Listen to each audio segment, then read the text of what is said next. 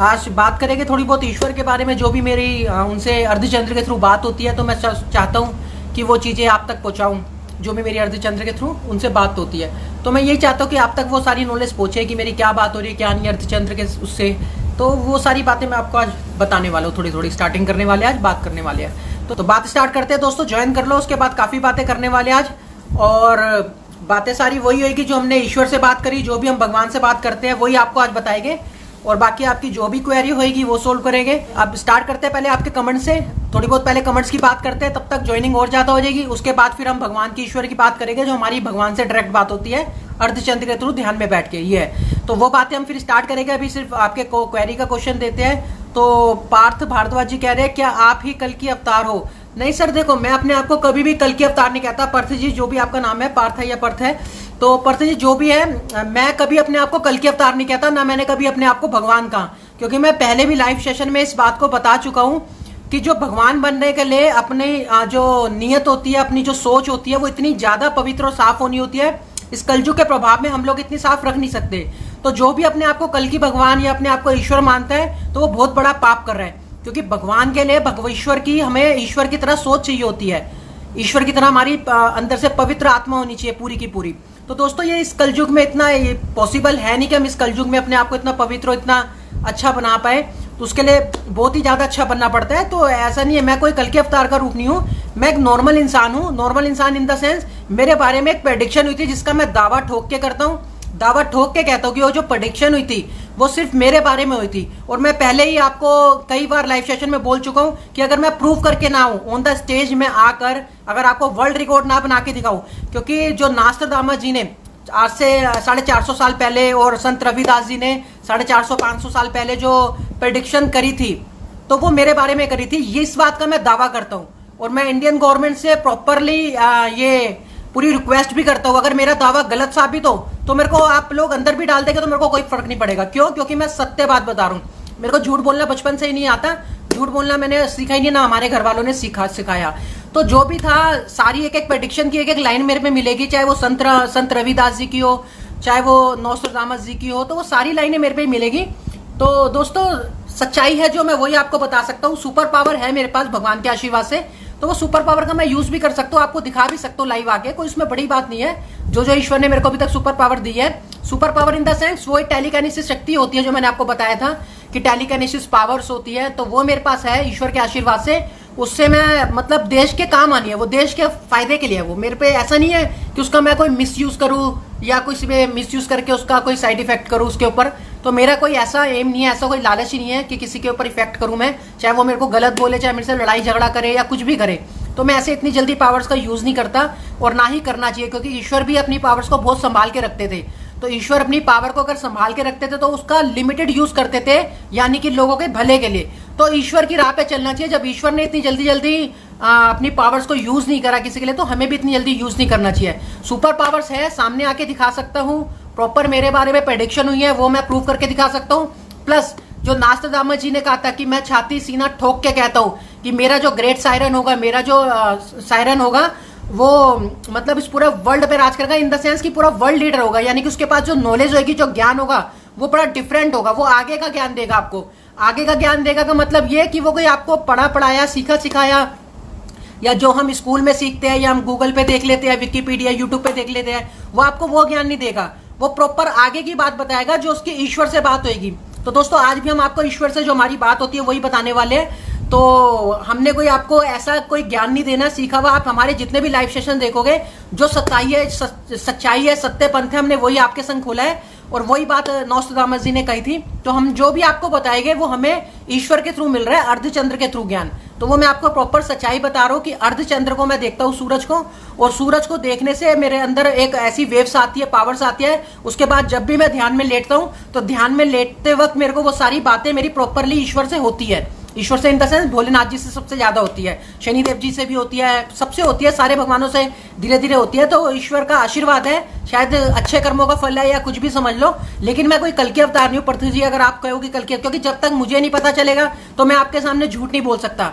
बाकी कल के अवतार जो होना है वो कलयुग के अंत में होना है, तो मैं अपने आप को कल के अवतार बना के बिल्कुल भी खुश नहीं हूँ। एक अच्छा इंसान बना के देश के काम आ पाऊँ, बस यही सबसे बड़ी मेरी कामयाबी होगी। ये है तो दोस्तों, देश के काम आने वाली वो टेलीकिनेसिस पावर, ये जितने भी देश के अभी हालात चल रहे हैं, मैं आपको पहले ही बता चुका हूँ कि ये मोदी जी से नहीं सुधरेगे, ना मोदी जी इसको हैंडल कर सकते।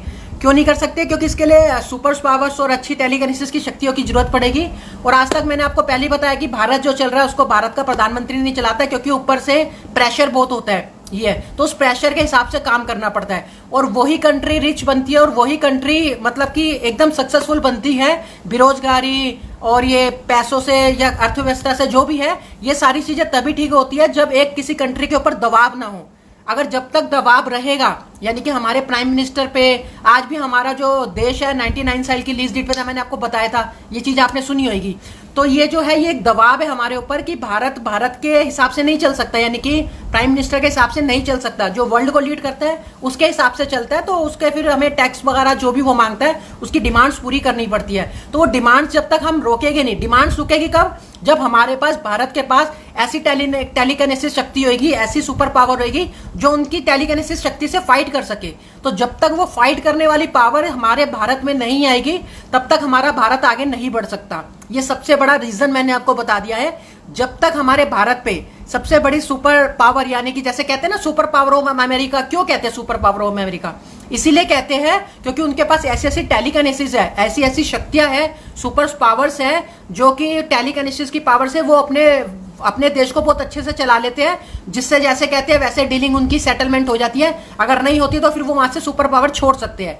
तो ऐसा भारत में इंसान चाहिए जो उन सुपर पावर से लड़ पाए इन द सेंस प्रॉपर उससे फाइट कर पाए। अगर वहां से कोई सुपर पावर आएगी तो यहाँ से भारत के पास भी कोई सुरक्षा कवच ऐसा होना चाहिए जिससे कि भारत डरे ना, यानी कि भारत डरे ना। तो मोदी जी है, बहुत अच्छे इंसान है, इंसान अच्छे हैं, दिल के अच्छे हैं, लेकिन पूरी टीम गलत है और देश को डूबे जा रहा है, देश डूबे जा रहा है, तो हैंडल हो नहीं रहा उनसे।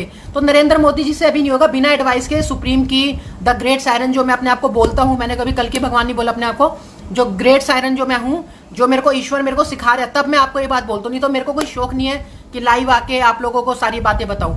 तो दोस्तों मैंने तो सारी बातें वही बतानी है जो मेरी ईश्वर से होती है, ये है। तो दोस्तों आपका कोई कमेंट्स है तो बताते हैं, उसका रिप्लाई करते हैं। बाकी फिर हम बात स्टार्ट करते हैं भगवान की कि ईश्वर से हमारी क्या क्या बात होती है, उसके बाद फिर हम वही बात करते हैं। तो प्रभाकर जी कह रहे हैं क्या हम आपसे मिल सकते हैं सुप्रीम रवि भाई जी? हाँ सर बिल्कुल मिल सकते हैं। आप लोग अभी सिर्फ दिसंबर तक का इंतजार करें प्रभाकर जी। एक्चुअली दिसंबर में हम लोग है ना, आप एक तो सामने आ जाएंगे, देश के सामने आ जाएंगे, प्लस दिसंबर में हम एक ऑडिटोरियम बुक करा रहे हैं। ऑडिटोरियम बुक करा के हम उसमें लाइव सेशन करेंगे। लाइव सेशन यानी कि आप लोगों को बुलाया जाएगा, सबको इनविटेशन दिया जाएगा, और उस इनविटेशन में आप लोग आओगे, ज्वाइन करोगे। वहाँ प्रॉपर एकदम चेयर्स होती है बैठने के लिए और सामने स्टेज होता है। तो वहाँ पर हम आपको वर्ल्ड रिकॉर्ड भी बना के दिखाएंगे, क्योंकि हम ये चाहते हैं। एक्चुअली अभी आप लोगों ने देखा मेरी कई वीडियो यूट्यूब से डिलीट करवा दी गई है। मैंने आपको हॉस्पिटल की कुछ चालाकियां बताई थी कि कोरोना वायरस आप कैसे पकड़ सकते हो, कि आपको सच में है या नहीं है। तो मैंने आपको बताया था कि अगर आप घबरा के चेकअप कराओगे, अपना हेजिटेशन में अपना चेकअप कराओगे, तो आपकी रिपोर्ट 100% पॉजिटिव आएगी। और अगर आप प्रॉपर पूरे कॉन्फिडेंस में अपना कोरोना वायरस चेक कराते हो कि कुछ नहीं है, पूरे हंसते हुए पूरे प्रॉपर कॉन्फिडेंस है, तो आपकी वो रिपोर्ट नेगेटिव आएगी। यही है, सिर्फ ये तब पता चलेगा जब आप आधार कार्ड और पैन कार्ड नहीं दोगे। अगर आप लोग अपना आधार कार्ड और पैन कार्ड या कुछ ऐसा आईडी प्रूफ अपना देते हो, तो इनके पास एक एप्स होता है, एक लिंक होता है, यानी कि ये पूरा कनेक्ट है, पूरा वर्ल्ड एक दूसरे से कनेक्ट है, पूरा इंडिया कनेक्ट है। तो इसमें जो बुद्धिजीवी है ना, जो अपना बिजनेस चलाते हैं हॉस्पिटल्स का, ये जो आपको बीमारियां लगती है, आप लोगों को लगता है बीमारियां पता नहीं कहाँ से आ रही है, तो द ग्रेट सायरन सुप्रीम तो ये भी बता सकता है कि ये कैंसर आ कहाँ से रहा है, टीबी आ कहाँ से रहा है। ये इतने बड़े बड़े अगर चैलेंज कर रहा हूं तो मैं बताने की हिम्मत रखता हूं कि ये कहाँ से आ रहा है, ये बीमारियां आ कहाँ से रही है। तो दोस्तों ऐसे एक नहीं 10 वर्ल्ड रिकॉर्ड है मेरे पास जो मैं बना सकता हूं। लेकिन मैं अभी सामने आपके लाइव सेशन पे इसलिए नहीं बना रहा क्योंकि मुझे पता है आज बना के डालूंगा, 2-4 दिन में उसे डिलीट करा दिया जाएगा। ज्यादा से ज्यादा वो 500 से 1000 बंदों तक फैलेगा, उसके बाद उसको डिलीट करा दिया जाएगा। और शेयरिंग में थोड़ी सी आप लोग मतलब प्रॉपर सुप्रीम का साथ नहीं दे रहे जितना देना चाहिए, तो इसलिए मैं अब लाइव सेशन मैंने कम कर दिए। नहीं तो अब तक मेरे और भी लाइव सेशन होते, तो थोड़े से मैंने लाइव सेशन अब कम कर दिए, क्योंकि आपकी शेयरिंग की मेरे को ताकत चाहिए। मेरे को पैसा नहीं कमाना, कोई फेसबुक मेरे को पैसा नहीं देगा। आप लोग शेयर करोगे तो शेयरिंग से थोड़ा सा वायरल होगा, वायरल होने से एक लोगों को ज्यादा से ज्यादा तक फैलेगा, ये है। तो दोस्तों ये वीडियो डिलीट करा देते हैं, इसलिए मैं इसमें वर्ल्ड रिकॉर्ड बनाना नहीं चाहता। नहीं तो अगर मैं वर्ल्ड रिकॉर्ड बनाने पे आया तो मैं 10-12 वर्ल्ड रिकॉर्ड बनाऊंगा तो ऑटोमेटिकली पूरे भारत में हंगामा हो जाएगा, क्योंकि वो वर्ल्ड रिकॉर्ड ऐसा होगा कि आप लोग मजबूर हो जाओगे शेयर करने में। आप लोगों को लगेगा कि हाँ यार सच में इस इंसान ने कुछ ऐसा बताया है जो आज तक हमने सुना नहीं, और प्लस इवन ये भी बता दिया कि हमें बीमारी आती कहां से है, यानी कि कैंसर, टीबी, भयंकर इतनी ये ब्लड कैंसर, ये जितनी भयंकर बीमारियां होती हैं ये आती कहां है, इसने तो जड़ तक बता दी हमारे को, और उसका इलाज भी बता दिया। मतलब बहुत चीज है दोस्तों, वो सब कुछ देश के सामने आने के बाद ही मैं करूंगा, जो मेरा एक्चुअल टाइम भगवान ने बताया कि कब करना है, ये है। तो दोस्तों बात करते हैं अब ये प्रभाकर जी कह रहे हैं धन्यवाद सुप्रीम रवि जी, बिल्कुल जी, थैंक यू सर, वेलकम। तो गणेश जी हेलो। तो कहते हैं सर अब बात करते हैं ईश्वर की, जो हमने बात करी थी भगवान से, कि जो भी हमारी भगवान से बात होती है। तो दोस्तों सबसे पहले हमें क्या करना पड़ेगा, एक तो हमें ना देश का कानून थोड़ा सा चेंज करना पड़ेगा, क्योंकि कानून जब तक चेंज नहीं होगा, अभी आप लोगों ने देखा एक रेप हुआ है, रेप केस हुआ है, उसके बाद उसकी जीप काट दी गई, उस बेचारी को, बच्ची को जला दिया गया 2:30 बजे रात को बिना किसी की इजाजत के, और उसके पेरेंट्स को उसकी बॉडी तक नहीं दी गई। तो दोस्तों रेप के ऊपर मैं 2-3 दिन से जो ये रेप हो रहे हैं रेगुलर बढ़े जा रहे हैं, डे बाय डे ये इंक्रीज हो रहे हैं रेप। तो अभी 17-18 रेप का अभी सुनने में आ रहा है कि हुआ है पिछले टाइम में। तो दोस्तों इसके पीछे मैंने भगवान से, ईश्वर से बात करी कि मेरे को इसका सबसे पहले तो एक सॉल्यूशन दो ताकि इस रेप को रोका जा सके। तो मैं 3-4 दिन से इसी चीज में बैठा हुआ था ध्यान में, और भगवान ने, ईश्वर ने मेरे को इतना अच्छा कानून बताया, सिस्टम बताया है।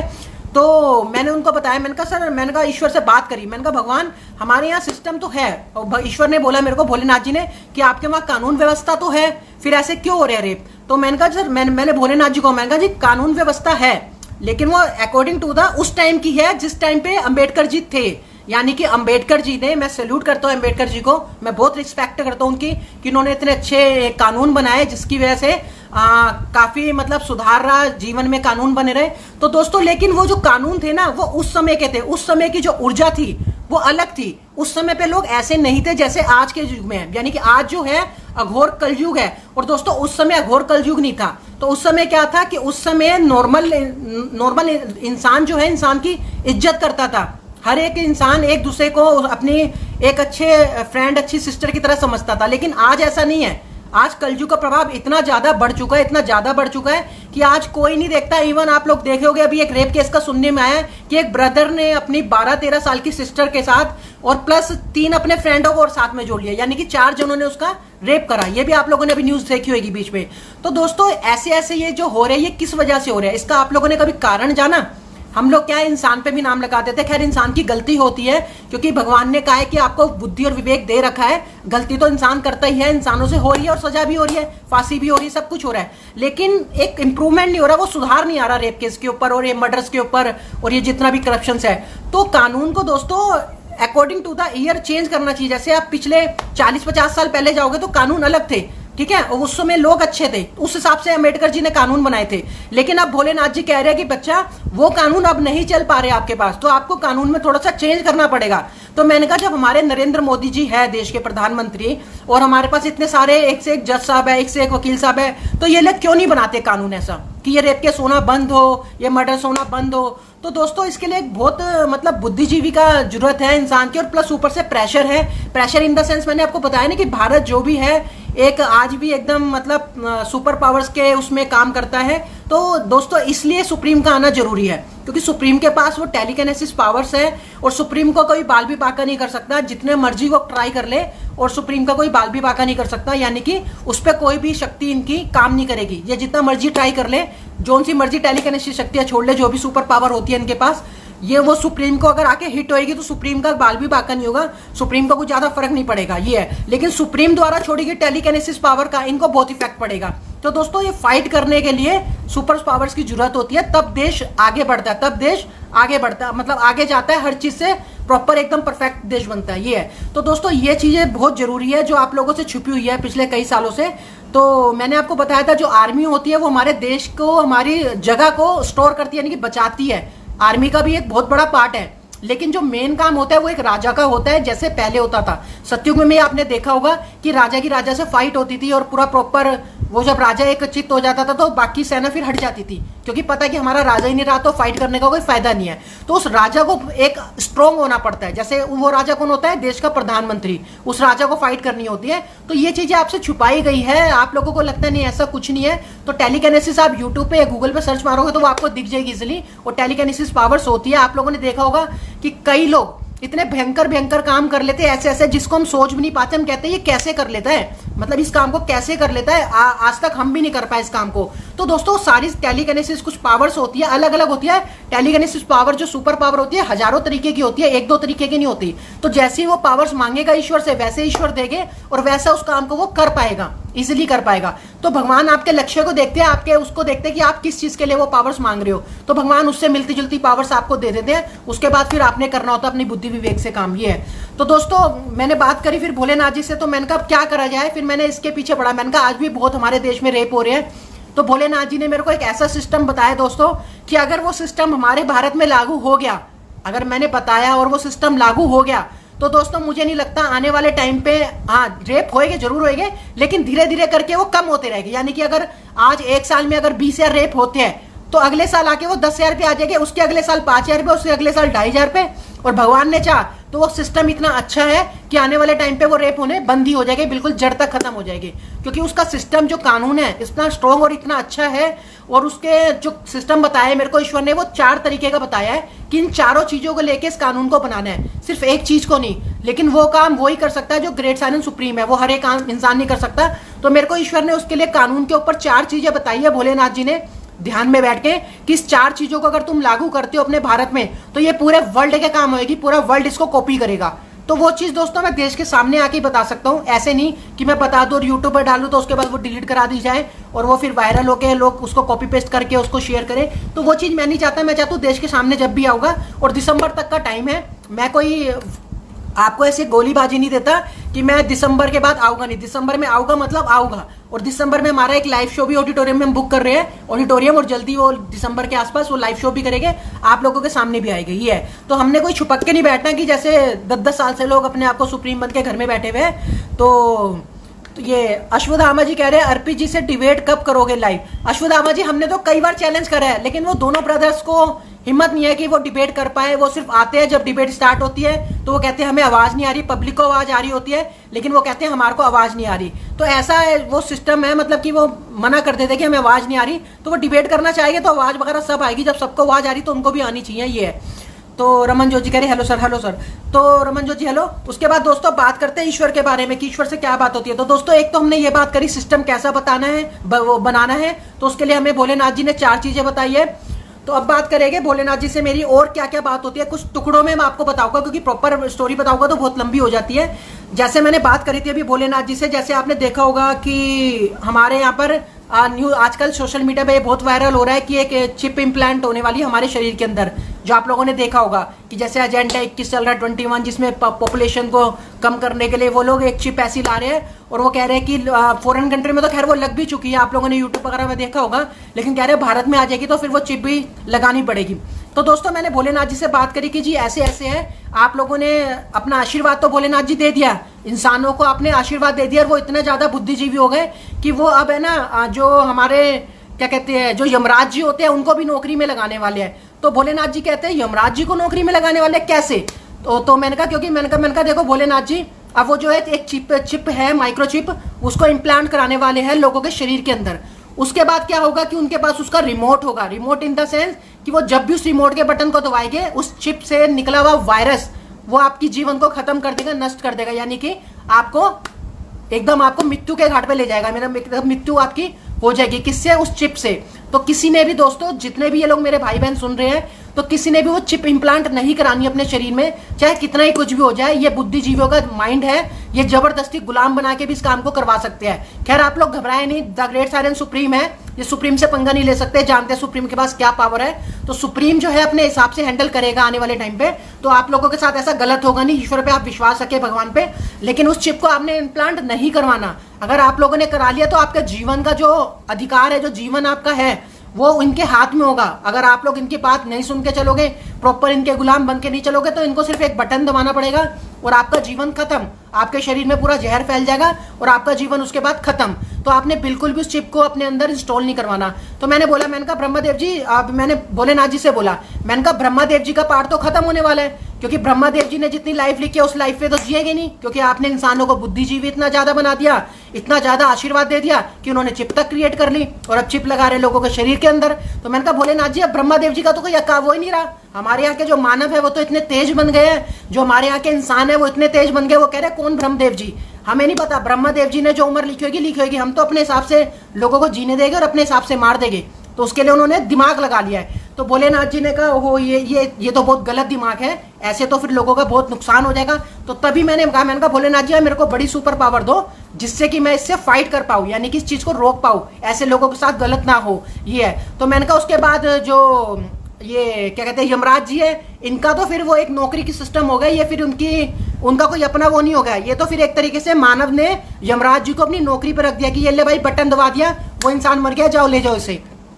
तो ये तो दोस्तों एक यमराज जी के लिए एक नौकरी हो गई। तो मैंने कहा भोलेनाथ जी, ये तो इंसान यमराज जी को भी नौकरी में लगाने के लिए तैयार हो गया, यानी कि वो बटन दबाएगा, चिप का बटन दबेगा और इंसान खत्म। उसके बाद यमराज जी आएंगे और उसको ले जाएगी, जो भी उसकी आत्मा को लेके जाते हैं। ये है। तो मैंने कहा यमराज जी का फिर अपना रोल तो खत्म, और ऐसे ही ब्रह्मादेव जी का भी रोल खत्म, क्योंकि ब्रह्मादेव जी ने जो उम्र लिख दी है उतना तो वो जिएगा ही नहीं ना।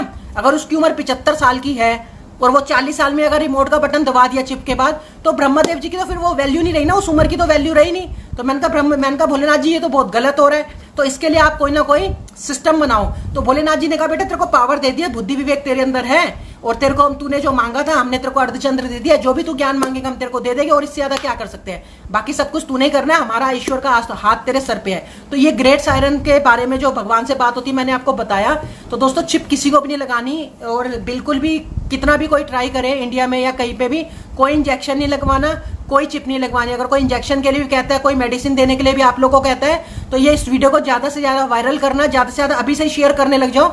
इस चीज को अभी से शेयर करो ताकि सारे लोग इस बात को सुन पाए, जितने भी आपके व्हाट्सएप ग्रुप में सब में शेयर करो। अभी एक बात और बताने वाला हूँ कि मैं जो भी ईश्वर से मेरी बात होती है, तो दोस्तों बिल्कुल भी ना आपने कोई इंजेक्शन लगवाना, ना कोई टैबलेट्स खानी, ना ही कोई वो करना। कोरोना वरोना कोई वायरस वो नहीं है, मैंने आपको बता दिया है। अगर आप लोगों को लगता है कि द ग्रेट सायरन गलत बात बता रहा है, तो आप अपने फैमिली मेंबर्स के साथ जाए, 10-12 बंदे जाए और बिना आईडी प्रूफ के कोरोना वायरस चेक कराए, उसके बाद दूसरे हॉस्पिटल से चेक कराए। आपको रिपोर्ट हमेशा डिफरेंट मिलेगी, सेम रिपोर्ट आपको नहीं मिलेगी। ये मैंने आपको बता दिया कोरोना वायरस को पकड़ने का तरीका सबसे अच्छा ये है। तो मैंने भोलेनाथ जी को बोला, मैंने कहा भोलेनाथ जी एक चीज और चल रही है हमारे यहाँ पर। तो भोलेनाथ जी ने कहा क्या? तो मैंने कहा हमारे यहाँ से जो इंसान है अब वो आपको ढूंढने की कोशिश कर रहे हैं, यानी कि भोलेनाथ जी अब वो आपको पकड़ना चाहते हैं। भोलेनाथ जी भी कहते मुझे पकड़ना चाहते हैं, ऐसा क्यों, ऐसे कैसे मेरे को पकड़ेंगे, तुम लोग तो धरती लोक पे रहते हो, हम तो स्वर्ग लोक पे रहते हो ऊपर, तो ऐसे तुम हमें कैसे पकड़ लोगे? तो मैंने कहा भोलेनाथ जी आपने इंसान को इतनी ज्यादा बुद्धि दे दी है, इतना ज्यादा विवेक दे दिया और इतनी ज्यादा सुपर पावर दे दी है कि वो उसका मिसयूज कर रहा है। अब उसके लिए इस पृथ्वी लोक का यानी कि पृथ्वी का स्पेस भी कम पड़ रहा है, यानी कि पृथ्वी का जो स्पेस है अब वो लोगों को कम पड़ रहा है। तो लोगों ने क्या करा, बुद्धिजीवी थे, सुपर पावर अमेरिका है, रशिया है, व्लादिमीर पुतिन है, और भी बड़े सारे हैं। तो इनका क्या है, इनको क्या है कि अब ये सोच रहे कि हमारी पृथ्वी लोक पे तो हमने बहुत जीवन जी लिया, अब हम जाएंगे चांद पे। तो मैंने कहा भोलेनाथ जी अब तो ये चांद पे भी पहुंच गए, यानी कि चांद पे ये लोग प्लाट खरीद रहे हैं, और उसके बाद ये आने वाले टाइम पे अब ये चांद पे आ गए हैं, इनके पास सैटेलाइट सिस्टम है, सारा सीसीटीवी कैमरा वगैरह हर चीज है। तो मैंने कहा अब ये सबसे पहले आपको ढूंढेंगे। मैंने कहा भोलेनाथ जी कहते हैं हमें ढूंढेंगे, ये कैसी बात हो गई, ये तो चांद पे आ गए, चांद पे क्यों आ गए? हमने तो इन्हें कहा नहीं कि आप लोग चांद पे आओ, आप लोग अपनी पृथ्वी लोक पे रहो ना। अगर इंसान आपको बनाया है, अगर भगवान ने आपको इंसान बनाया और आपको इतनी बड़ी पृथ्वी लोक दी है, तो आप लोग पृथ्वी लोक पे रहो ना। भोलेनाथ जी कह रहे हैं हमने इतनी बड़ी पृथ्वी लोक दिया कि आप लोग अभी अपनी 10 गुना जनसंख्या और बढ़ा लोगे तो भी कम नहीं पड़ेगी, लेकिन तुम लोग क्या है, तुम लोग चांद में आके प्लाट खरीद रहे हो। तो मैंने कहा भोलेनाथ जी अभी तो सिर्फ चांद पे प्लाट ही खरीदा है, अभी तो आपने इतना माइंड दे दिया लोगों को, इतना दिमाग दे दिया है कि वो चांद के ऊपर आके सीसीटीवी कैमरा और पूरे सैटेलाइट सिस्टम, अमेरिका और ये रशिया और ये ब्रिटेन, यूरोप वगैरह बड़ी बड़ी कंट्रियां, इनके पास बहुत माइंड है, बहुत पावरफुल माइंड है। तो ये सारे आपके संग क्या करेंगे, ऊपर आके पहले आपको सर्च करेंगे कि लॉर्ड शिवा जी का है, हमारे जो भगवान है वो कहाँ छुप के बैठे हैं। तो मैंने कहा सबसे पहले तो ये आपको ढूंढने वाले हैं, उसके बाद आके ये आगे की प्लानिंग करेंगे। हो सकता है आप में भी कोई चिप विप लगाने की सोच रहे हो। तो भोलेनाथ जी कह रहे हैं ये बड़ा गलत सिस्टम है, इनको नीचे ही रखो, इनको ऊपर नहीं आने देना। तो दोस्तों ये जो भी प्रलय आ रही है, मैंने आपको बताया था अमेरिका में प्रलय आने वाली है, तो अमेरिका में आपने देखा होगा बहुत भयंकर आग चल रही है, जो कई उससे चल रही है और वो हट नहीं रही, बुझ नहीं रही। और अभी अमेरिका के साथ और भी गलत होने वाला है, प्रलय सिर्फ एक नहीं आने वाली है, मैंने आपको प्रेडिक्शन में बताया था। अभी अमेरिका में बाढ़ से लेके पता नहीं क्या क्या चीजें आने वाली है। तो मैंने भोलेनाथ जी को कहा, मैंने कहा भोलेनाथ जी अब ये सारे ऊपर आने की सोच रहे हैं, उसके बाद यहाँ पर सैटेलाइट सिस्टम लगाएंगे चांद में, और उसके बाद ये आपके पीछे पड़ेंगे कि स्वर्ग लोक का है, पहले भगवान को ढूंढते हैं कि भगवान है कहाँ पर। तो मैंने कहा भोलेनाथ जी ऐसा ऐसा हो रहा है। तो भोलेनाथ जी ने कहा ये गलत है, ऐसे अगर करोगे तो फिर शनिदेव जी आएंगे, और उसके बाद फिर शनिदेव जी अपने हिसाब से आप लोगों को दंड का, जो भी आपका दंड का विधान है वो बनेगा, फिर शनिदेव जी वो देंगे। तो शनिदेव जी अपना काम कर रहे हैं, अमेरिका के साथ गलत हो रहा है। जो अमेरिका सबसे पहले जाना चाहता था चांद पे, और लोग भी जा रहे हैं, लोग प्लाट खरीद रहे हैं, तो ये चीज गलत है दोस्तों। पृथ्वी लोक पे ही रहना चाहिए, चांद पे जाने की ज्यादा नहीं सोचनी चाहिए। चांद पे जाने की सोचोगे तो भगवान फिर उल्टा करेंगे, जो भी भगवान ने करना है। जो मेरी बात हुई है भगवान से प्रॉपर, तो अपना उन जितनों ने भी चांद में प्लाट खरीदा है, जितने भी ये बुद्धिजीवी पैसों वाले हैं, ये और सिस्टम खराब करा देंगे सबका, अपने साथ साथ सबका सिस्टम खराब करा देंगे।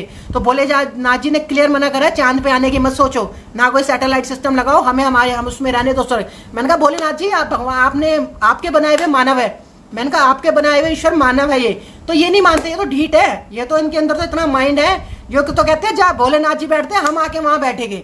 मैंने कहा भोलेनाथ जी ये तो आपको यहाँ से भी भगाने की सोच रहे, प्लानिंग कर रहे हैं। मैंने कहा पहले तो आपको पृथ्वी लोक से भगाया, मैंने कहा पहले आप लोग आते थे सतयुग में, ईश्वर के रूप में आते थे, आशीर्वाद भी देते थे, लेकिन क्या हुआ आज आप क्यों नहीं आते? मानव नहीं भगाए ना, क्योंकि कलयुग आ गया, सतयुग तो खत्म कर दिया, इतने ज्यादा पाप बढ़ गए, क्योंकि जहाँ पाप होता है वहां ईश्वर आते नहीं कभी भी, जहां भी पाप होगा वहां ईश्वर कभी आएंगे नहीं।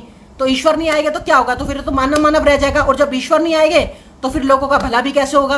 तो इसलिए लोगों भगवान ने क्या करा, सिस्टम बनाया कि हम तुम्हें सपने में आके दर्शन दे देंगे। तो ये हमारी एलसीडी होती है दोस्तों, जो मैंने आपको पहले भी बताया था, ये हमारा जो दिमाग है इतना एरिया, ये हमारी एलसीडी होती है, इसमें प्रॉपर ईश्वर दिखते हैं हमारे को, ईश्वर पूरे दर्शन देते हैं, चाहे वो सपने में दे चाहे वो सामने लाइव दे। ये मैं आपको बार बार बात बता रहा हूँ, ये हमारा ऐसा है, इसीलिए एलईडी भी ऐसी बनी होती है कि इंसान ने दिमाग लगाया कि भगवान जब आप हमें यहाँ दिख सकते हो, तो मैं भी तो कोई ऐसी चीज बना सकता हूँ कि मैं दुनिया को दिखा पाऊँ, दुनिया को ये चीज दिखा पाऊँ कि जो जैसे हम आपको देख रहे हैं और लोग हमें भी देख पाए। तो इसलिए एलईडी वगैरह आई, एलसीडी वगैरह आई, तो हर चीज ईश्वर के द्वारा ही होती है दोस्तों, कोई भी साइंस वगैरह कुछ नहीं है। साइंस वगैरह अगर है तो मैं प्रूव करने के लिए तैयार हूं, WHO तक को हिलाने की पावर रखता हूं। क्यों रखता हूं? क्योंकि एक एक जड़ तक आपको यह भी बता सकता हूं कि कैंसर से लेके, टीबी से लेके, ब्लड कैंसर से लेके बड़ी बड़ी भयंकर बीमारी जितनी भी है, ये आती कहां से और क्यों आती है और इसका सोल्यूशन क्या है, एक एक चीज बता सकता हूं। ये है तो दोस्तों कोरोना वायरस का भी बता सकता हूं, इवन ये भी बता सकता हूं मैं कि वायरस है क्या।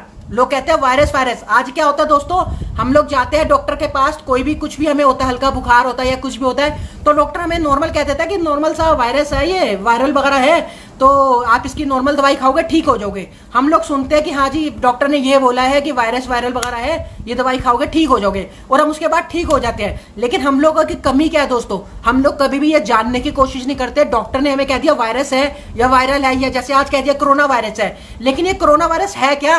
क्या WHO ने कभी आपको दिखाया? WHO ने कभी लाइव आपको ये दिखाया कि देखो ये 100 बंदे खड़े हैं, ये 100 के 100 एकदम ठीक बंदे हैं, और ये है वायरस जिसको हम दावा करते हैं कि वायरस है। या तो एक वायरस, अगर वायरस है तो प्रॉपर पूरे वर्ल्ड को पता होना चाहिए ना कि वायरस है क्या।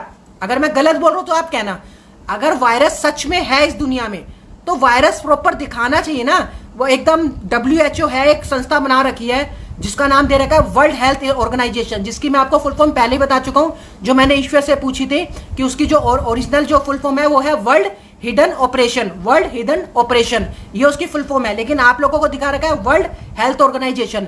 तो दोस्तों क्या है, मैंने भगवान से पूछा, मैंने कहा भगवान ऐसी सी बात है, ये लोग बुद्धिजीवी बन गए और ये पूरे भारत में नहीं पूरे वर्ल्ड में कह रहे हैं कि वायरस है वायरस है वायरस है वायरस है, लेकिन वायरस आज तक दिखाया किसी ने नहीं है, सिर्फ मुंह जुबानी वायरस है। यानी कि जितने भी इंसान हैं, जितने भी लोग हैं, उनको ये तो पता है कि कोई वायरस होता है, कुछ वायरस होता है, लेकिन ये कभी देखा नहीं है किसी ने कि वायरस कहाँ है और कैसा है। अब जैसे दोस्तों जब तक हम किसी चीज को देखते नहीं, हम लोग विश्वास कैसे मान ले कि ये वायरस है? आप लोग एक बार छोटा सा दिमाग लगा के देखो, जब तक हम लोग वायरस को देखेंगे नहीं तो हम लोग क्यों ऐसा बोल देते हैं कि सच में वायरस है? वायरस तो एक इंग्लिश वर्ड हो गया, VIRUS, वायरस एक इंग्लिश वर्ड हो गया, ये तो एक प्रॉपर एक शब्द हो गया, एक शब्द को हमने अपनी लाइफ में उतार लिया कि ये वायरस है। लेकिन दोस्तों वायरस आप में से हाथ उठा के या कमेंट्स में बताओ, आप में से कितने लोगों ने देखा है? क्या आज तक आपने कभी कोई वायरस देखा है? आपने देखा है? माइक्रोस्कोप एक वो होती है, क्या कहते हैं, मशीन होती है जिसके अंदर एक ऐसे देखते हैं ऊपर से और दिखता है, उसके नीचे छोटा सा ब्रिक सा एक कुछ चीज रख देते हैं। तो लेकिन वो वायरस नहीं है दोस्तों, वो एक नौटंकीबाजी होती है साइंस की दिखाने की, कि ताकि आप लोगों को ये दिखा पाए कि ये वायरस है। वायरस नाम की कोई चीज ही नहीं होती, मैं फैक्ट आपको बताऊंगा, फ्यूचर में आके इसको प्रूव करूंगा। कोई वायरस नहीं होता, वायरस से दिमाग हटा दो, ये सिर्फ साइंस की एक वो है टेक्नोलॉजी, जो आपको नाम दे दिया और आपको डाइवर्ट कर दिया माइंड को कि ये वायरस होता है। तो वायरस क्या है? वायरस किसी ने देखा ही नहीं आज तक। जब देखा नहीं तो हम लोग कैसे मान लेते हैं कि ये वायरस है? अगर सच में है तो सामने प्रूव करके दिखाओ कि ये 100 बंदे हैं, ये स्टेज पे खड़े हुए, एक लाइव शो करके दिखाओ। WHO को एक लाइव शो करके दिखाना चाहिए कि ये लाइव शो हो रहा है, यहाँ पर हम आपको वायरस दिखाएंगे जिसकी हम अपनी तरफ से दावा करते कि वायरस नाम की चीज होती है, और आपको प्रॉपर इस वायरस को बीमार करके दिखाएंगे और उसके बाद ठीक भी करके दिखाएंगे दवाई से। यानी कि उस वायरस को हम फैलाएंगे आपके 100 बंदों में। ये 100 बंदे एकदम एग्जैक्ट खड़े हैं, इनकी पोजीशन एकदम ठीक है और इनको कोई बीमारी नहीं है। अभी हैंड टू हैंड हम वायरस से इनको बीमारी लगाएंगे, उसके बाद इनकी तबीयत खराब होगी और उसके बाद इनको इलाज करेंगे। क्या आप लोगों को WHO ने आज तक ऐसा कुछ दिखाया या किसी भी साइंस ने दिखाया? तो दोस्तों जब आपने देखा ही नहीं तो हम लोग कैसे मान लेते हैं वायरस? वायरस कुछ नहीं है, कोरोना वायरस कोई वायरस नहीं है, ये एक वर्ड है, सिर्फ एक शब्द है खाली, जो हम लोगों को इतना ज्यादा समझा दिया गया है, साइंस पढ़ा के, स्कूलों की बुकें पढ़ा के, डॉक्टर्स में जाते हैं वो भी कहते हैं वायरस है। तो हम लोग क्या करते हैं, उसको अपनी लाइफ में उतार लेते हैं। लाइफ में उतारने के बाद क्या होता है, हम लोग मान लेते हैं उस चीज को कि सच में ये वायरस है। वायरस कुछ नहीं है, अगर वायरस होता तो आपके सामने प्रूव करके दिखाता साइंस। जिस चीज को आपके सामने प्रूव नहीं किया गया ना, उस चीज को आप लोग मत माना करो। सिर्फ न्यूज मीडिया की कुछ वीडियो क्लिप्स को देख के आप लोग मान लेते हो कि वीडियो क्लिप्स देखी न्यूज मीडिया की और उन्होंने ऐसी ऐसी वीडियो क्लिप्स हमें दिखाई और हमारे माइंड में डाइवर्ट हो गया और हमने मान लिया। तो हमारा दिमाग मान लेता है ना दोस्तों, तो हम उसको अपनी लाइफ में उतार लेते हैं। तो आपने बिल्कुल भी ये चीज नहीं माननी वायरस है। अगर वायरस है तो मैं तो ओपनली चैलेंज कर रहा हूँ कि मुझे आप हॉस्पिटल में लेके जाओ, मैं 1000 बंदों को छूंगा। क्योंकि आज हमारे पूरे वर्ल्ड में क्या फैलाया जा रहा है कि सोशल डिस्टेंस रखो और वायरस है और नहीं तो इससे कोरोना वायरस हो जाएगा, ये चीजें फैला रखी है। अगर सच में ऐसा है तो मैं 1000 से ज्यादा लोगों को छूने के लिए तैयार हूं, हॉस्पिटल में जाके बिना PPE किट के, बिना सैनिटाइजर के, बिना कोई ग्लव्स पहने, और इवन सिर्फ टच करने के लिए नहीं, जो पेशेंट्स होगा उनको गले भी लगा के आऊंगा। मेरे को हो जाए कोरोना अगर मैं कहता हूं, दोस्तों होगा ही नहीं, होता ही नहीं है। कोरोना वायरस कुछ ऐसा है ही नहीं, ये सिर्फ हमने सुना हुआ है कि वायरस है, कोरोना वायरस है तो मैं सामने प्रूव करता हूं ना प्रूव किया तो जैसी गवर्नमेंट की जो सजा आएगी मैं भुगतने के लिए तैयार हूं। अगर मैं आपको बताने का दम रखता हूं तो मैं उसको करने का भी दम रखता हूं। ये है। तो दोस्तों वर्ल्ड रिकॉर्ड भी मैंने बहुत बनाने हैं आने वाले टाइम पे। तो वर्ल्ड रिकॉर्ड ये है कि सामने आके बनाएगी, क्योंकि अभी से वर्ल्ड रिकॉर्ड बना देंगे तो उसको डिलीट करा दिया जाएगा, उसका फायदा नहीं है, वो वायरल होगा नहीं इतना, तो उसको डिलीट करा दिया जाता है। तो उस डिलीट की वजह से मैं फिर आपको इतनी प्रॉपर नॉलेज नहीं दे पा रहा, जो मेरा काम है, जो मेरे को देनी थी, तो वो मैं देश के सामने आके दूंगा। और दिसंबर के बाद मेरे को कोई रोक भी नहीं पाएगा। आप में तो बड़े बड़े सारे भाई बहन पूछते हैं कि आप सुप्रीम हो, कब सामने आओगे, इतनी प्रॉब्लम चल रही है, आप कब आओगे? तो दोस्तों जो भी ईश्वर का टाइम, ईश्वर ने जो टाइम दे रखा है वो नवंबर दिसंबर का दे रखता है। हो सकता है अक्टूबर में भी मैं आ जाऊं, ये जो महीना चल रहा है इस महीने के अंदर भी आ जाऊं देश के सामने। लेकिन इसके लिए क्या है, अभी मैं वेट करूंगा दिसंबर तक का, जब तक ईश्वर ने कहा है। तो दिसंबर एंड से पहले मैं आपके सामने होगा, जो मैं आपको वादा कर रहा हूं। मेरा काम कोई वो नहीं है कि 10 साल से घर पे बैठे रहना, जैसे RP सिंगल जी अपने आपको कहते हैं कि मैं सेकंड कमिंग हूं, जीसस जी का पुत्र हूं। तो ये तो झूठ भी बहुत बोलते हैं, ऐसा नहीं है। किसी को अपने आप को भगवान नहीं बताना चाहिए, नॉर्मल इंसान बताना चाहिए, ये है। तो दोस्तों भोलेनाथ जी से जो भी मेरी 2-3 छोटी मोटी बातें हुई, बाकी और भी ऐसी हजारों बातें होती है, मैं आपके संग शेयर करता रहूंगा अर्धचंद्र से जो भी होती है। तो मैंने कहा भगवान अब तो ये आपको ढूंढ रहे भी है, आपके वहां पर पहुंचेंगे और आपको ढूंढ के फिर आपको स्वर्ग आश्रम से भी निकाल देंगे ये लोग। ये तो ऐसे है। और मैंने कहा आप तो बच्चों से अपने प्यार करते हो, मानव से प्यार करते हो, आप ढंग से सजा भी नहीं दोगे, क्योंकि आप तो पिघल जाओगे। जब आप पृथ्वी लोक छोड़ के अपने स्वर्ग लोक में चले गए, स्वर्ग लोक में आप रहते हो, शुरू से रहते हो, लेकिन पृथ्वी लोक आप घूमने आते थे बीच बीच में कि मानव को कोई दिक्कत तो नहीं, कोई प्रॉब्लम तो नहीं, आप लोग आशीर्वाद देने आते थे सतयुग में। तो लेकिन अब नहीं आते, यानी कि इंसान ने तो भगा दिया। तो दोस्तों पूरा ब्रह्मांड ये ऊर्जा है, हमें इस ऊर्जा को चेंज करना पड़ेगा, इसके बारे में हमें ज्ञान लेना पड़ेगा। और ज्ञान जो है सुप्रीम आपको देगा और वो देश के सामने आ जाएगा, तो सारी बातें बताएगा कि कैसे कैसे हम लोग अपने इस देश को अच्छा करेंगे, अपने भारत को अच्छा करेंगे। और पूरा वर्ल्ड कॉपी करेगा दोस्तों, सिर्फ भारत की इस बात को पूरा वर्ल्ड कॉपी करेगा। वो क्यों करेगा?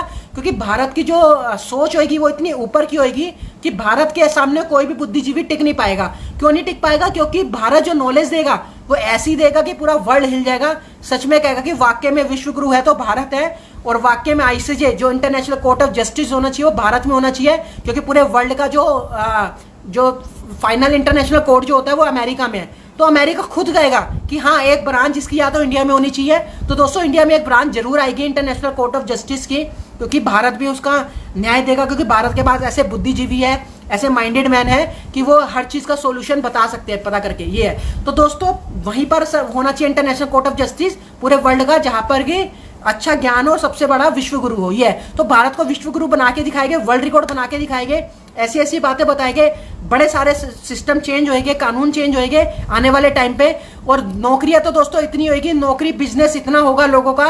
ये सुप्रीम आपको चैलेंज कर रहा था, ग्रेट सायरन ओपनली चैलेंज दे रहा है कि लोग कम पड़ जाएंगे। मेरी बात को ध्यान से सुनना, मैं क्या करूं, लोग कम पड़ जाएंगे, नौकरी कम नहीं पड़ेगी, नौकरी कम नहीं पड़ेगी, लोग कम पड़ जाएंगे, बिजनेस कम नहीं पड़ेंगे, लोग कम पड़ जाएंगे। ये वादा कर रहा हूं मैं 135 करोड़ की जनसंख्या में। क्योंकि क्यों कर रहा हूं, क्योंकि जो द ग्रेट सायरन होगा, सुप्रीम होगा, उसका काम करने का नजरिया, उसके काम करने का तरीका एकदम डिफरेंट होगा। डिफरेंट इन द सेंस कि लोग सैल्यूट मारेंगे कि वाकई में जो इस इंसान ने काम करके दिखाया है पिछले 75 साल से हमने सोचा भी नहीं था। यानी कि लोगों ने सोचा भी नहीं होगा ऐसा काम करना, तो दूर की बात है, सोचा भी नहीं होगा। ये है तो दोस्तों उसके लिए मेरे को कई चीजें करनी पड़ेगी। जब मैं देश के सामने आऊंगा तो उसके लिए मेरे को फिर डॉक्टर भी बनना पड़ेगा, एडवोकेट भी बनना पड़ेगा, आपको मैंने बताया था हर चीज बनूंगा आपके लिए, और एक अच्छा इंसान भी बनूंगा, और एक अच्छा नेता राजनेता भी बन के दिखाऊंगा। जो भी बन के दिखाना है देश के फायदे के लिए बन के दिखाना है, उससे देश का ही भला होना है। और टेलीकिनेसिस पावर्स है भगवान ने, ईश्वर ने दी है मेरे को, तो उसका मैं यूटिलाइज कर सकता हूँ अपने देश के लिए, ताकि हमारे देश को कोई पंगा ना ले और जो भारत जैसा चाहता है वो वैसा कर पाए, कोई रोक टोक ना हो, कोई हमें गुलाम ना बना पाए। ये है तो आने वाले टाइम पे भारत जो है इतना तगड़ा, इतनी मतलब मजबूत कंट्री हो जाएगी कि आने वाले टाइम पे कोई भी भारत को गुलाम नहीं बना सकता, सोच भी नहीं सकता, बनाना तो दूर की बात है, अगले 50,000 साल के लिए कोई सोच भी नहीं सकता। क्योंकि भारत के पास ऐसे ऐसे हम लोग जो हथियार होते हैं ऐसे क्रिएट कर देंगे कि उनके दिल में दिमाग में भय बना रहेगा कि अगर हमने पंगा लिया तो भारत के वहां से अटैक हो सकता है, और उस अटैक से पूरा वर्ल्ड इतना डरेगा कि उनको लगेगा कि भारत ना पंगा लेता ना हमें लेना।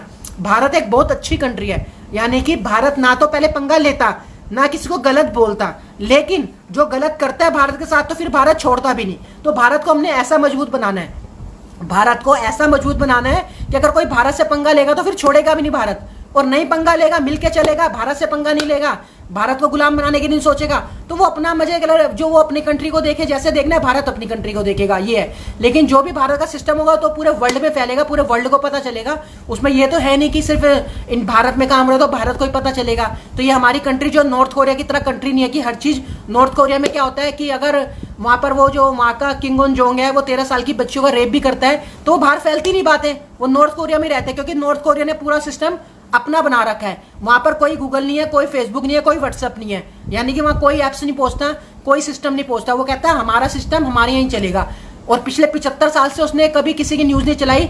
इस 75 साल बाद आप देखो नरेंद्र मोदी जी की नॉर्थ कोरिया में न्यूज चली, क्योंकि उसको मैंने भगवान के आशीर्वाद से बोला था, मैंने भगवान को बोला था कि इसको एक बार सजा जरूर दो, ये बहुत गलत काम कर रहा है। एक नॉर्थ कोरिया का प्रेसिडेंट होने के बाद 13-13 साल की बच्चे को उठा के ये लोग ऐसे रेप कर रहे हैं, उनको अपनी ऐसे गर्लफ्रेंड की तरह रख रहे हैं बना के 10-10 साल के लिए। तो मैंने कहा भगवान ये गलत है, इसके लिए इसको सजा देनी जरूरी है। तो भोलेनाथ जी ने मेरे को बताया सिस्टम सारा कि कैसे करना है। तो सिस्टम को मैंने भोलेनाथ जी को कहा कि आप इसको ऐसा करो कि ये ठीक हो। उसके बाद वो ठीक हुआ, उससे भारत से माफी मांगने आया, नरेंद्र मोदी जी से उसने माफी मांगी होगी शायद नॉर्थ कोरिया के किंग ऑन जोंग ने, तभी वो भारत में आया, तभी उसने मोदी जी की न्यूज अपने उसमें नॉर्थ कोरिया में चलाई। नहीं तो पिछले 75 साल से उसने कभी अमेरिका तक की न्यूज नहीं चलाई, तो भारत के नरेंद्र मोदी जी की क्यों चलाएगा? यानी कि भारत ने कुछ करके दिखाया होगा ना, भारत की सुपर पावर टेलीकिनेसिस शक्ति ने कुछ करके दिखाया होगा, तभी तो उसने न्यूज चला दी। नहीं तो मोदी जी की न्यूज अपने में नॉर्थ कोरिया में कैसे चलाएगा? वो अपने वहां पर एक एप्स तक नहीं आने देता किसी का, तो न्यूज चलाना तो बहुत दूर की बात है। ये है तो दोस्तों मैंने आपको बता दिया कि टेलीकिनेसिस शक्ति होती है जिससे देश चलाया जाता है। वो टेलीकिनेसिस पावर जिसके पास भी सबसे बड़ी होगी तो वही देश को चलाएगा। ये सिस्टम है, ये कानून है, ये पूरा सिस्टम है। तो दोस्तों अभी जितनी भी प्रॉब्लम चल रही है तो ये चल रही है, बहुत ज़्यादा मुसीबत आ रही है, अभी और भी आने वाली है, बहुत ज़्यादा संकट आने वाला है। लेकिन ये है कि जब तक सरकार आएगी नहीं, सिस्टम को अपना ठीक नहीं करेगी, द ग्रेट सायरन की सुप्रीम की एडवाइस लेके काम नहीं करेगी, तो सिस्टम बिगड़ता जाएगा, नरेंद्र मोदी जी से नहीं संभलेगा। ये अभिषेक सिंघल जी पहले प्रेडिक्शन कर चुके, बता चुके थोड़ा बहुत कि नरेंद्र मोदी जी से जब हालात बहुत खराब हो जाएंगे तब वो राजनेता निकल के आएगा जो एक आम इंसान होगा और एक आम घर से होगा और एक नॉर्मल इंसान होगा। ये है तो दोस्तों ये सारी चीजें जो है बता दिया मैंने आपको। मैं प्रूव करने के लिए भी तैयार हूँ कि जैसे संत रविदास जी ने बोला था कि जिन जिन भारत मात सताई जिसने इसकी करी लुटाई। तो आपको मैं बता चुका हूँ 3 से 4 करोड़ की मेरी लुटाई हो चुकी है ब्याजों में, प्राइवेट फाइनेंसरों में, और 30 से 35 से 50 लाख के बीच में मैं दे चुका हूँ बैंकों को। मेरे पे स्टेटमेंट तक है, सब कुछ है। तो दोस्तों मेरी लुटाई बहुत हुई है और एक एक प्रॉपर चीज मेरे पे मिलेगी, ये है। तो जितनी भी वो सारी बातें हुई वो मेरे संग वो चीजें हो रही है, वो चीजें जो उन्होंने बताई वो सारी मेरे संग बीत रही है। तो इसलिए मैं बार बार आके आपको बताता हूँ कि वो चीजें मेरे संग बीत रही है। तो द ग्रेट सायरन का सामने आना बहुत जरूरी है, बहुत जरूरी है अगर देश को चलाना है, भारत को अच्छे से चलाना है। ये तो दोस्तों या तो ये चिप लगाए गए फॉरेन कंट्री वाले जितने भी हैं, इन्होंने गुलाम बना रखा है भारत को। नरेंद्र मोदी जी पे वो पावर है नहीं, वो चाइना के बारे में कभी आज तक एक शब्द भी गलत नहीं बोला।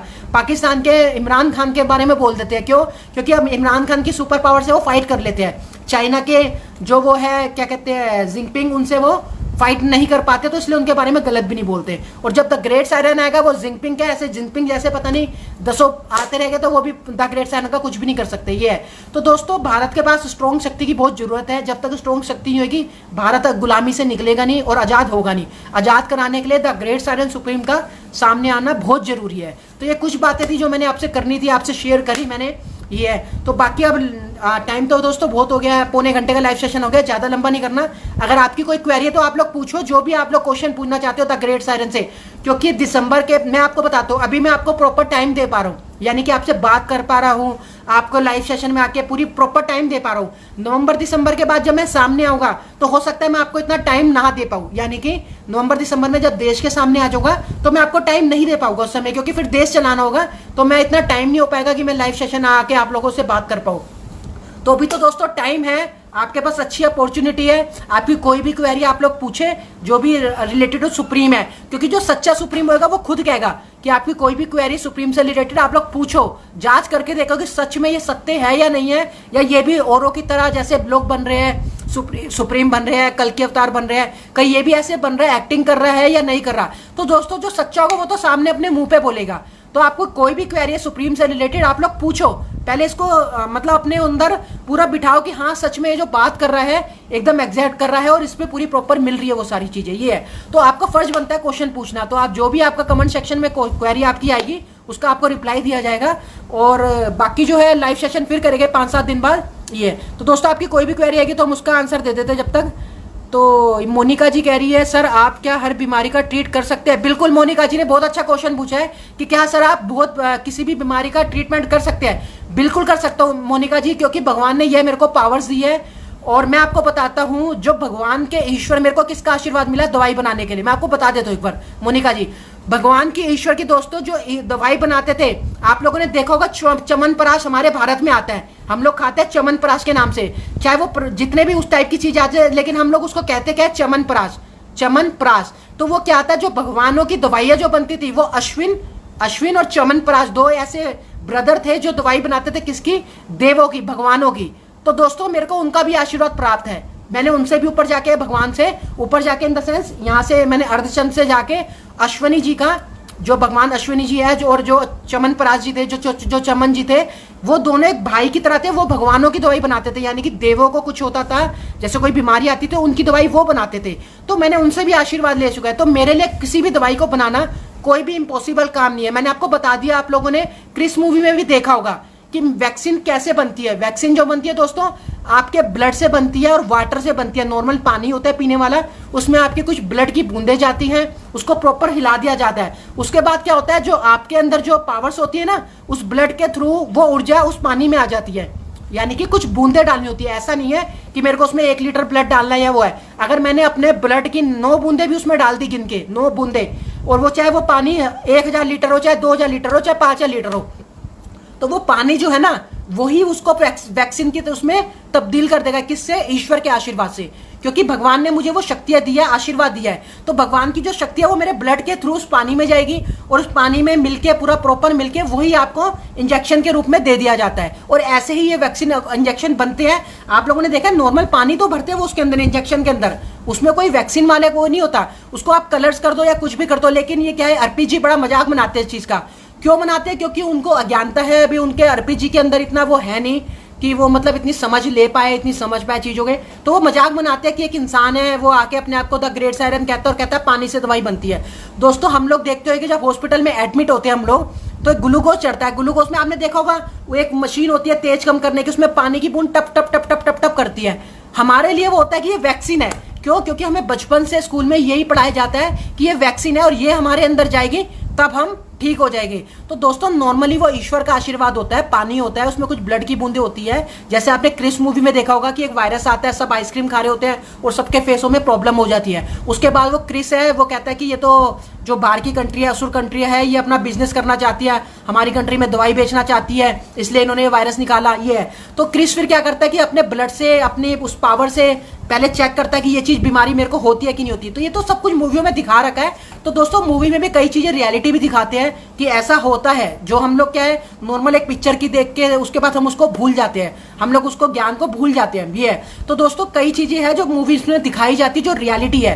तो अभी अर्पित सिंघल जी को इतना ज्ञान नहीं है, उनके लिए तो वो वैक्सीन है, वो सोचते हैं केमिकल से बनी है, उससे बनी है या किससे भी बनी है। मैं आपको बताता हूँ वैक्सीन जो कोरोना वायरस की बनेगी वो भी मेरे ब्लड से बनेगी और मेरे ब्लड की कुछ बूंदे पानी में जाएगी, उसको घोला जाएगा। अब आने वाले टाइम पे वो जब भी मैं गवर्नमेंट से मेरा अटैचमेंट होगा या भी कोई भी नेताजी वगैरह आएंगे मिलने, तो जब मैं वैक्सीन बनाऊंगा तो हो सकता है हमारी उनसे बात हो कि अभी भारत से, तो वैसे भी आपको पता है सर पूरे वर्ल्ड को भारत से उम्मीद है कि भारत से वैक्सीन आएगी, जोन सी भी आएगी। आपने देखा ना बड़ी बड़ी न्यूज़ों में आ रहा है कि भारत होगा रखवाला, भारत मारेगा, भारत करेगा कोरोना वायरस का अंत।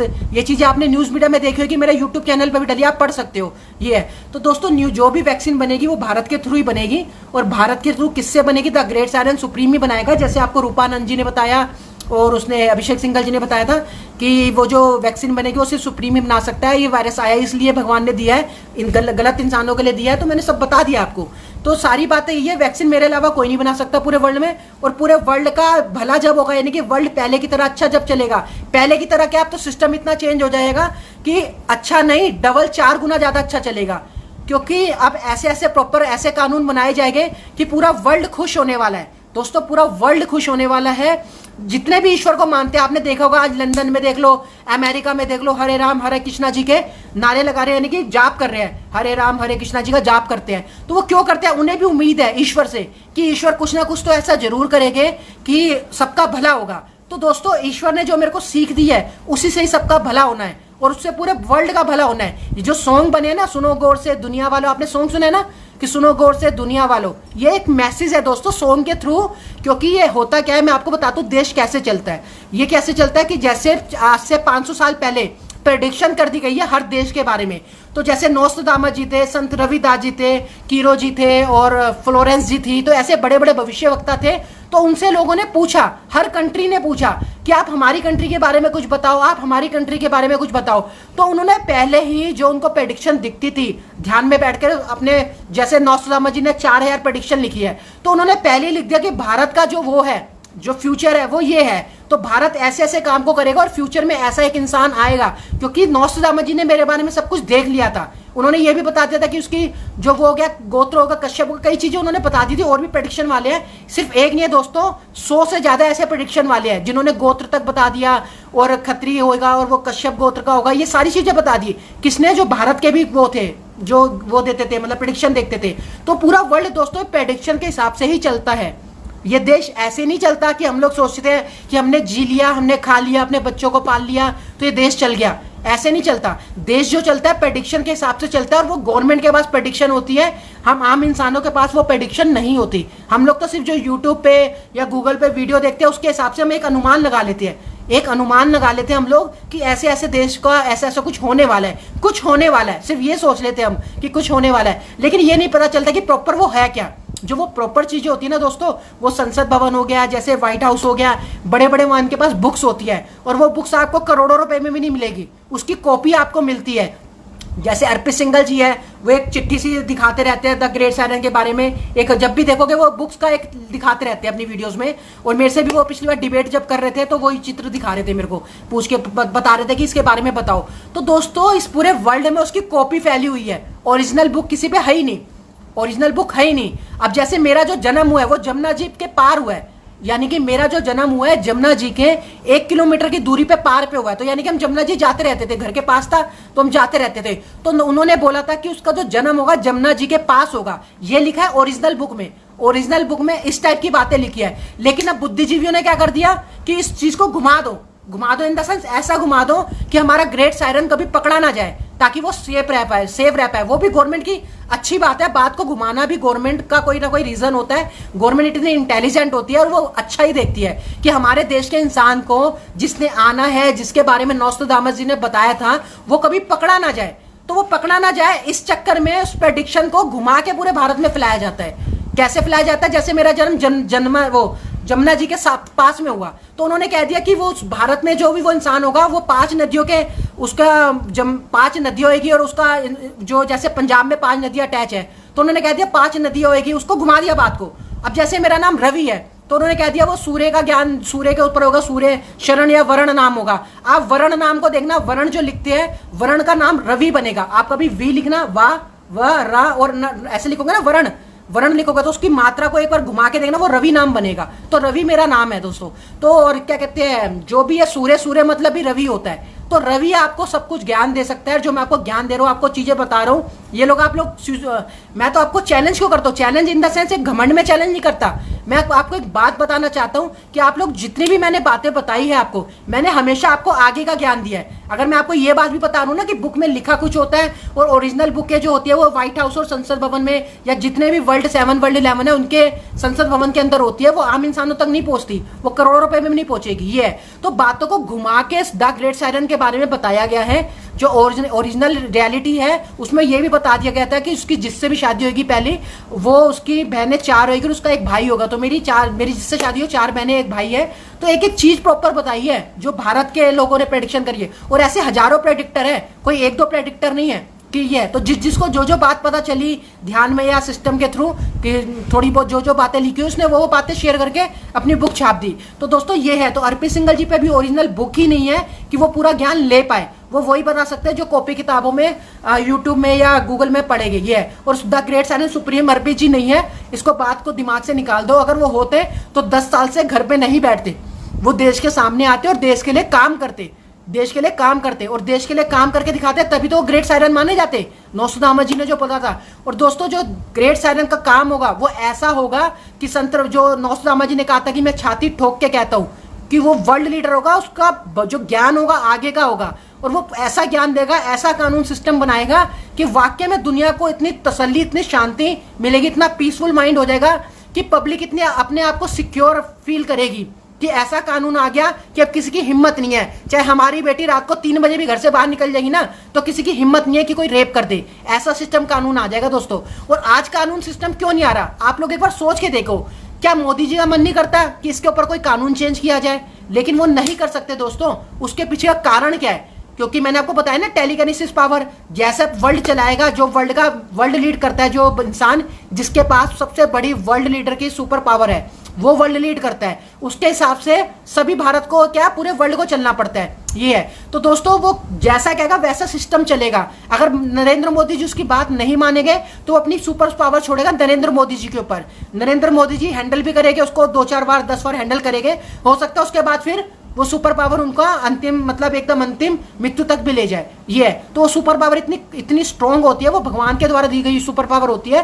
तो कुछ होते हैं इंसान जो भगवान को पा लेते हैं, सुपर पावर लेके उसका मिसयूज कर लेते हैं, लेकिन हमने मिसयूज नहीं करना, हमने उसका सदुपयोग करना है उस पावर्स का, यानी कि पूरे वर्ल्ड के भले के लिए यूज करना है। सिर्फ भारत के भले के लिए नहीं, पूरे वर्ल्ड के भले के लिए। और जब पूरे वर्ल्ड के भले के लिए हम चीज अच्छी करेंगे, यूज करेंगे, तो पूरा वर्ल्ड भारत से खुश होगा। वो तो कहेगा कि सच में भारत विश्व गुरु है और इन्होंने ऐसा काम करके दिखाया कि पूरे वर्ल्ड का उसमें एक अच्छा इंपैक्ट पड़ रहा है। ये है। तो दोस्तों सारी बातें मैंने आपको बता दिया कि वर्ल्ड कैसे चलता है।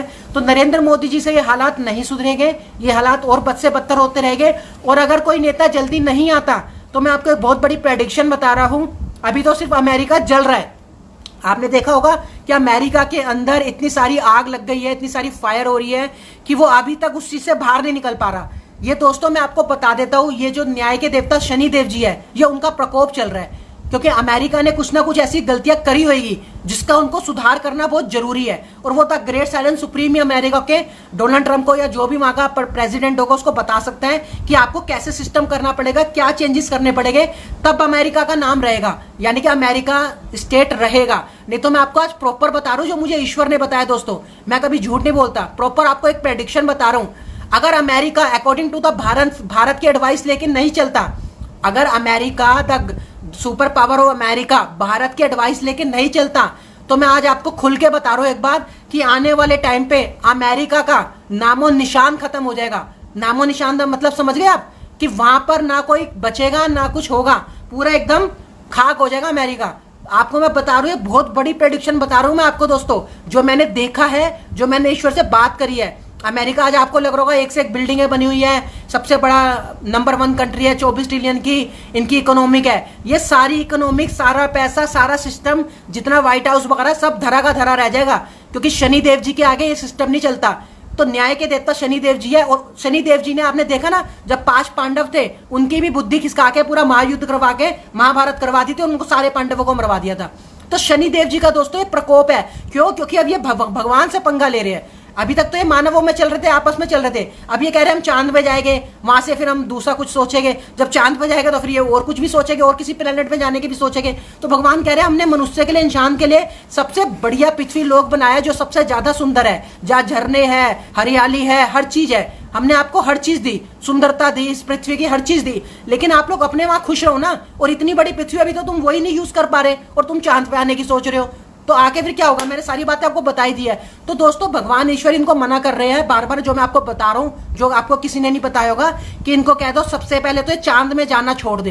ये जो चांद में प्लाट वगैरह खरीद रहे हैं ना, इनके सबके लेंटर लग जाएंगे। और भारत ने अगर सोचा कि चांद में प्लाट खरीदेंगे, तो ऐसे के ऐसे खाली प्लाट छोड़ के आ जाए भारत भी। अगर भारत के किसी भी इंसान ने खरीदे है, जैसे कोई हीरो हीरोइन हो गए, या बड़े बिजनेसमैन हो गए, पैसों वाले हो गए, इन्होंने खरीदे हैं, इन्हें ये नहीं पता उनकी फैमिली के साथ या उनके ऊपर भी कितना बड़ा इफेक्ट आ जाएगा, जो मैं बता रहा हूं। तो जितने भी ये चांद में जाने की सोच रहे हैं ना, इनके सबके बहुत गलत होने वाला है इनके संग। अगर वो इंसानों ने भी खरीदा है, पैसे खराब हो गए चाहे कुछ भी हो गए, उन प्लाटों की तरफ ना सोचे, ना चांद पे जाने की सोचे। नॉर्मल अपने पहले पृथ्वी लोक को तो अच्छा कर ले। पृथ्वी लोक तो अच्छा नहीं हो रहा, चांद में जाने की सोच रहे हैं। पृथ्वी लोक में गरीबों के लिए मकान बन नहीं रहे, चांद में अपने मकान बना रहे हैं। तो दोस्तों जब तक पहले पृथ्वी लोक का, जो भारत की जो गरीबी है, इस पूरे वर्ल्ड की गरीबी है, पहले ये तो हटा लो। पहले उनके लिए मकान तो बना लो, उनके लिए तो तुम्हारे से मकान बन नहीं रहे, अपने मकान तुम प्लाट बना रहे हो चांद के ऊपर जाके। तो दोस्तों ये गलत है। शनिदेव जी उसका प्रकोप दिखा रहे हैं, प्रकृति का अपना प्रकोप दिखा रही है, जो प्रकृति का अपना बदला ले रही है। इसीलिए इतने तूफान आ रहे हैं, इसीलिए इतनी बाढ़ें आ रही है, और इसीलिए इतने ये बिजलियां कड़क रही है, और ये जो आग लग रही है, देख लो ना, अमेरिका की आग नहीं बुझ रही आज तक। कितने कोशिश कर रहा है, कैलिफोर्निया वगैरह कितनी जगह आग लगी हुई है, कितने कंट्रियों में वो, कितने किलोमीटर तक वो, मतलब वो है पूरी आग ही आग है हर जगह। तो अमेरिका का तो दोस्तों अभी तो सिर्फ आग की स्टार्टिंग करी है शनिदेव जी ने। जो मेरी भगवान से, ईश्वर से बात हुई है, तो मैंने भोलेनाथ जी से कहा, मैंने कहा भोलेनाथ जी मैं हाथ जोड़ देता हूँ। तो भोलेनाथ जी ने मेरे को बताया कि देख तू है शनिदेव जी का भक्त, शनिदेव जी तेरे से भी बहुत प्यार करते हैं। अगर तू सारी बातें अमेरिका से पहले बात कर ले, डोनाल्ड ट्रंप है या जो भी वहां का प्रेसिडेंट है, अगर वो तेरी बात समझते हैं और तेरी बात पे लागू करते हैं, उस हिसाब से चलते हैं, तो फिर तू अरदास करेगा, शनिदेव जी को पटाएगा, तो शनिदेव जी पट जाएगी। क्योंकि तेरे से तो शनिदेव जी प्यार करते हैं। क्यों प्यार करते हैं?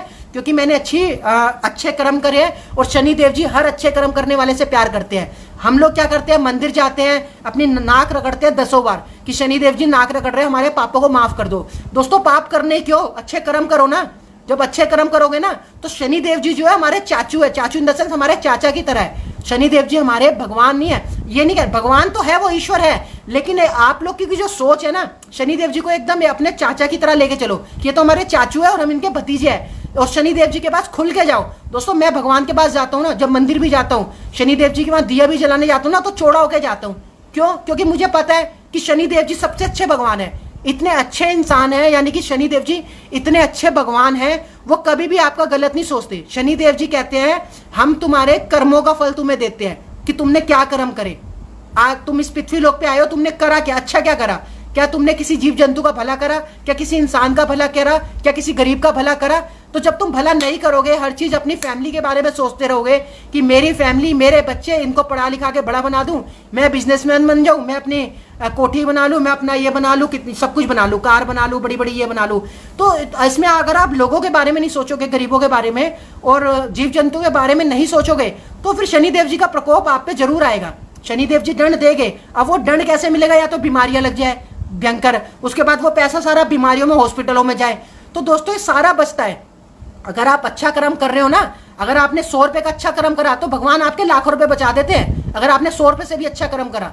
ये है। तो दोस्तों अच्छा कर्म करना बहुत जरूरी है हमारी लाइफ के लिए। अगर आप लोग चाहते हो परिवार अच्छा रहे, बीमारियां ना आए, गलत काम ना हो, तो आपके संग दुख दर्द ना आए ज्यादा, तो आपको अच्छा कर्म तो हर हालत में करना पड़ेगा, हर हालत में, तभी शनिदेव। तो आज अगर मैं मंदिर जाता हूँ ना, तो मैं शनिदेव जी के पास एकदम नॉर्मल जाता हूँ, मैं नहीं करता, क्योंकि मुझे पता है शनिदेव जी का, मेरे को विधि का विधान पता है ना, जो मेरे को भगवान ने सपने में आके दिखाया कि शनिदेव जी क्या चाहते हैं। शनिदेव जी से तुमसे अच्छे कर्म करना चाहते हैं। जिंदगी में शनिदेव जी तंग नहीं करेंगे तुम्हें, किसी को नहीं तंग करेंगे। और जो गलत कर्म करेगा, जैसे रेप करे, और शनिदेव जी फिर छोड़ेंगे भी नहीं। तो भाई शनिदेव जी तो एक व्यवस्था बना रखी है, एक समानता, यानी कि एक सबके लोगों का ज्यादा पाप बढ़े ना, इसलिए शनिदेव जी वो दंड देते हैं। तो शनिदेव जी को तो मैं सैल्यूट करता हूँ एकदम। मैंने आपको बताया ना कि भगवान ईश्वर जितने भी होते हैं अपनी फैमिली की तरह समझ के चला करो उनको, तभी ईश्वर तुम्हें मिलेंगे।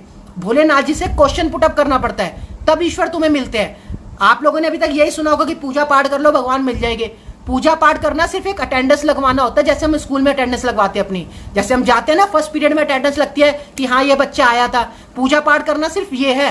पूजा पाठ आप करो, अच्छी बात है, मंदिर जाके मत्था टेकना बहुत अच्छी बात है, मैं मना नहीं करता। लेकिन मैंने ईश्वर को कैसे पाया, मैं आपको वो स्टेप बताऊंगा कि अगर ईश्वर ने मुझे आशीर्वाद दिया, ईश्वर मेरे से बात करते हैं, तो मेरा फर्ज बनता है कि आप तक वो बात पहुंचाना, ताकि आप लोगों को भी ईश्वर मिले। क्योंकि ईश्वर हर इंसान के लिए एक समान है। ईश्वर ऐसा नहीं है कि रवि घई को ही मिलेगा या रवि घई से ही बात करेंगे। ईश्वर आप सबसे भी बात करेंगे, लेकिन कब करेंगे? जब आप उनके विधि के विधान पे चलोगे, उनके सिस्टम पे चलोगे। तो जब आप उनके सिस्टम पे चलोगे ना, तो ईश्वर खुद आपको मिलेगा और आपसे बात भी करेंगे, सपने में आपको दर्शन भी देंगे, और साक्षात दर्शन भी कभी ना कभी आपको दे देंगे।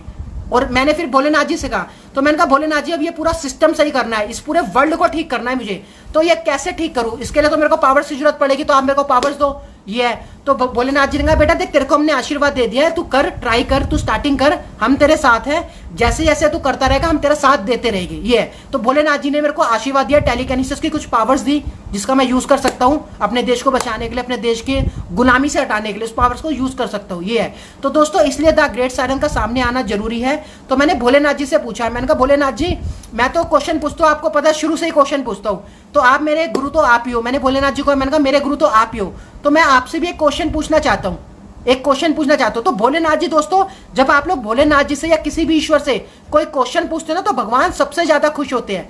भगवान सबसे ज्यादा खुश तब होते हैं जब आप भगवान से ये जो पृथ्वी लोक भगवान ने बनाया है इसके ऊपर बात करो कि भगवान आपने पृथ्वी लोक बना दिया है, इसमें ये कमी है कैसे पूरी होगी। तो भगवान आपसे बहुत खुश होंगे कि हाँ ये मेरा भक्त आया है, ये कुछ अच्छा करने के लिए सोच रहा है, कि हमने जो पृथ्वी लोक बनाया इसका अच्छा करने के लिए कुछ पूछ रहा है। तो भगवान आपसे बड़ा खुश होते हैं इस चीज के लिए। तो मैंने भोलेनाथ जी से पूछा, मैंने कहा भोलेनाथ जी एक बात बताओ, आपने अपनी तरह इंसानों को बनाया, सेम अपनी तरह पावर्स भी इंसानों को दी, अपनी तरह दिमाग भी दिया, अपनी तरह बुद्धि भी दी, और 2 आंखें, कान, नाक, हर चीज आपने अपनी तरह दी इंसानों को।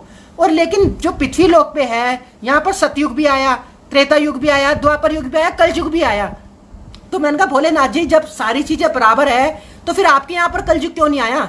आपका स्वर्ग लोक है। तो भोलेनाथ जी हिल गए इस क्वेश्चन को सुन के, हिल गए इन द सेंस, यार मैं तो आपको प्रॉपर बता रहा हूँ अर्जुन से जो बात होती है। तो भोलेनाथ जी ने कहा ये तूने कौन सा क्वेश्चन पूछ लिया मेरे से, ये क्वेश्चन कैसा पूछ लिया तूने मेरे से कि तुम्हारे यहाँ पर तो कलयुग भी आता है, हमारे स्वर्ग युग में कलयुग क्यों नहीं आता? तो मैंने कहा भगवान जी विधि का विधान तो सबके लिए बराबर है, अगर हम आपके बनाए हुए मानव है, आपने हमें वो हर चीज दी जो आपके पास है, तो फिर सतयुग यहाँ पर था, तो आपके यहाँ तो परमानेंट ही सतयुग चल रहा है, आपके स्वर्ग लोक में तो परमानेंट सतयुग चल रहा है। तो हमारे भारत में और हमारे पृथ्वी लोक पे सतयुग परमानेंट क्यों नहीं चलता?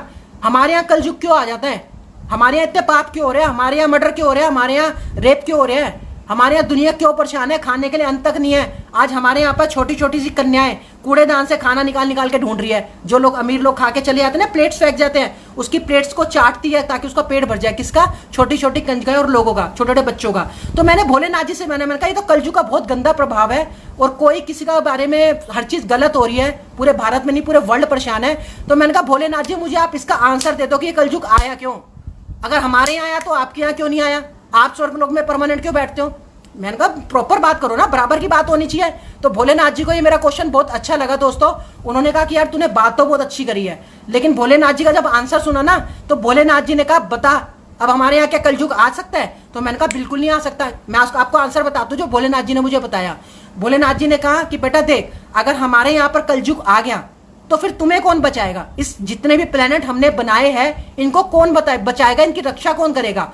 और पहली बात तो हमने सिस्टम दे रखा है, विधि का विधान बना के तुम लोगों को दे रखा है। अब तुम लोग उस वेदों पे नहीं चलते जो ब्रह्मा देव जी ने वेद लिखे, किसके लिए? तुम्हारे लिए।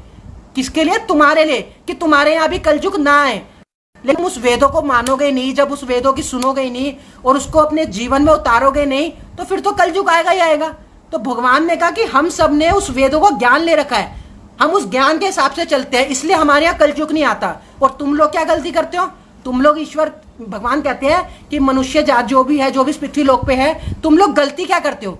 तुम लोग अच्छा ज्ञान तो लेते नहीं। अगर अच्छा ज्ञान लेते हो 2-4 दिन याद रखा, भूल गए। और सबसे बड़ी कमी तुम्हारे मानव के अंदर कि तुम ज्ञान तो जरूर लेते हो, उसको आगे शेयर नहीं करते।